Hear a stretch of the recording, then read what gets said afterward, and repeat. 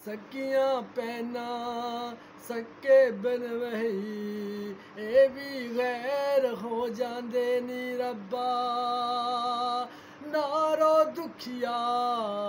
ਤੇਰਾ ਇੱਥੇ ਰੋਣਾ ਕੌਣ ਸੁਨੇਗਾ ਆਹਾ ਸੱਜਣ ਹੀ ਤੇ ਇੱਥੇ ਤੜਪਾਉਂਦੇ ਨੇ ਰੱਬਾ ਨਾ ਮਾਰੀ ਕਿਸੇ ਦੇ ਮਾਂ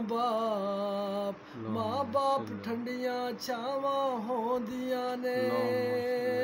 ਘਰ ਦੇ ਵਿੱਚ ਹਨੇਰਾ ਹੋਵੇ ਤੇ ਜੇ ਮਾਂ ਬਾਪ ਘਰ ਚ ਹੋਵਨ ਤੇ ਇੰਜ ਲੱਗਦਾ ਏ ਘਰ ਚ